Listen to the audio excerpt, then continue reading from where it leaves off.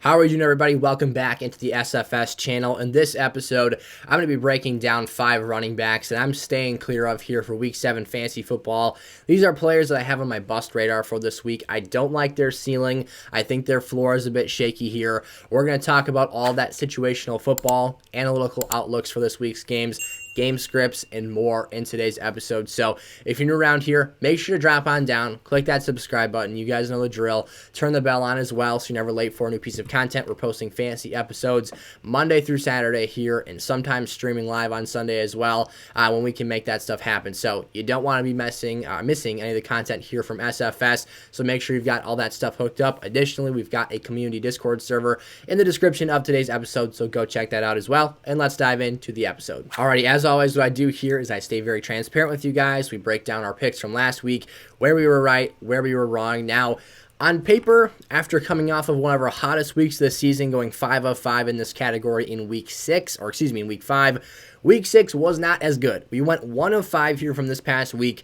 However, the good news is that 3 out of our 4 misses were by 2 points or fewer. So what I use here for basically tracking my results is a threshold of 10 fantasy points in half PPR scoring. We're looking for guys that have at least stable floors, or rather a lack of a stable floor, and a very low ceiling. And in this case, these guys kind of hit on their ceilings. And at the end of the day, what that comes down to is 3 of our 5 picks scoring touchdowns, which, of course, it's risky business projecting guys who have red zone value here, but we're trying to give you tough matchups and tough situations, and these guys just barely made the cut. So we hit on Tyler Algier. He was actually out-touched by Caleb Huntley this week, surprising a little bit to me, but it is a committee-style offense there. So that was our one hit of the week.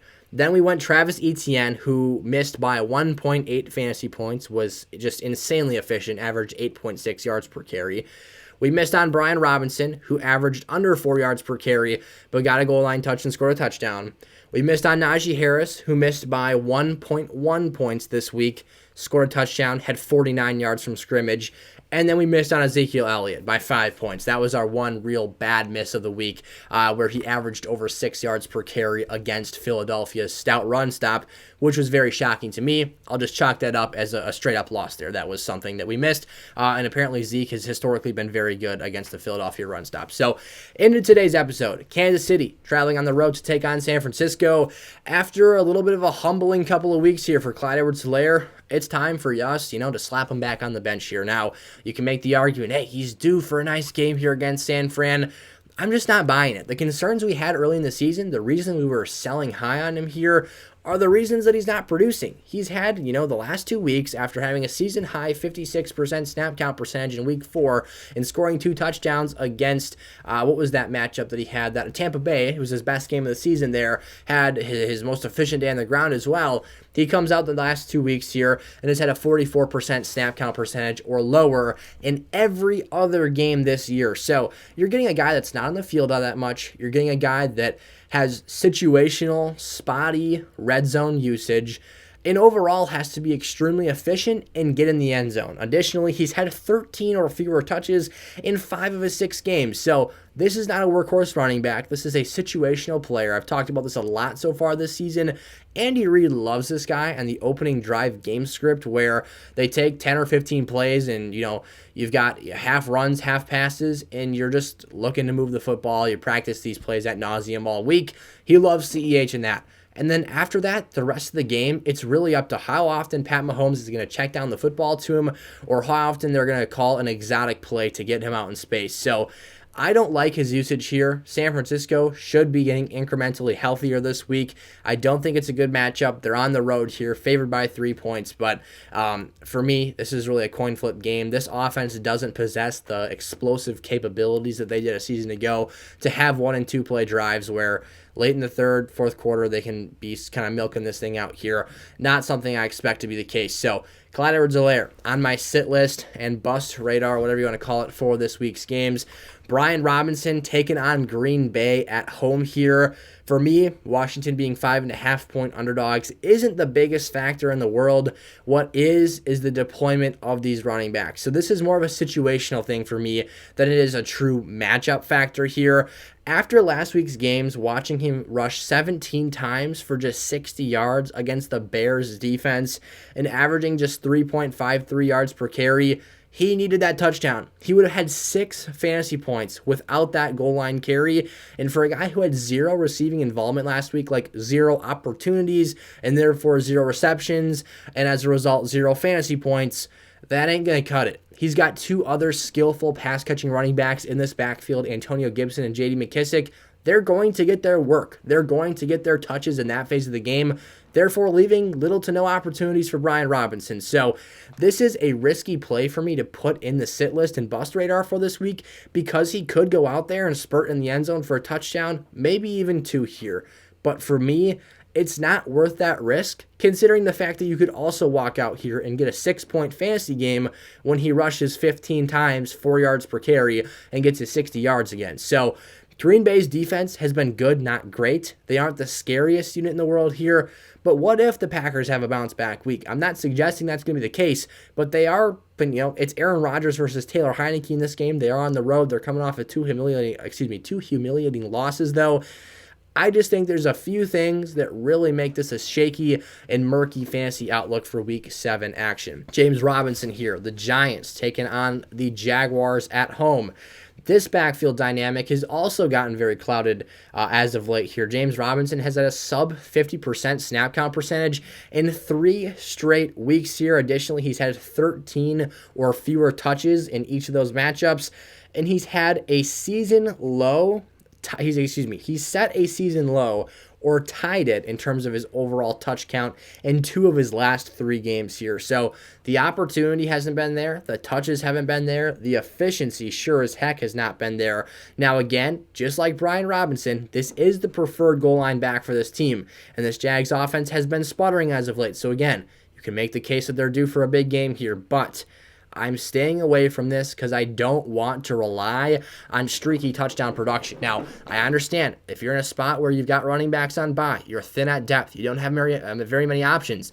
James Robinson could work out and play out for you this week. After all, the Giants are just middle of the pack, 14th against fantasy running backs this season, so a little bit better than being, dead set in the middle of the pack for this year. But for me, again, touchdown-dependent play is what's at stake here. You've got a guy in Travis Etienne running the ball more efficiently, being more explosive for this offense.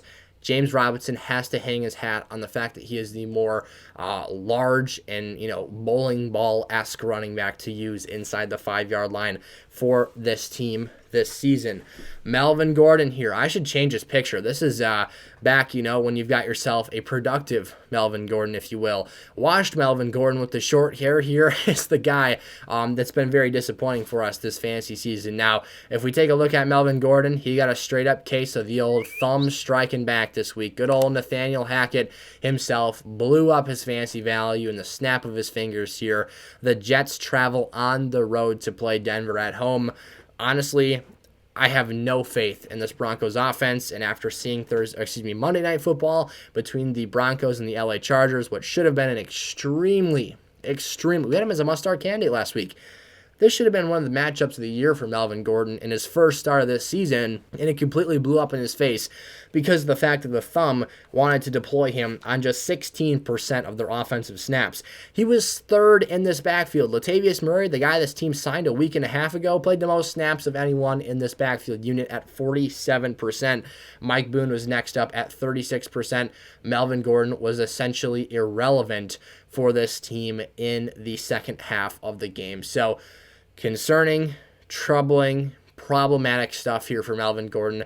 He may no longer be fantasy viable. We'll see how the snap count percentage issue, pans out and, represents itself here going forward. But this was a troubling red flag and something that was very, very poor for me to say the least here. And then J.K. Dobbins, Cleveland taking on the Baltimore Ravens in Baltimore. JK might not even play this week, so there's a potential that we, kind of default ourselves into 4 picks this week.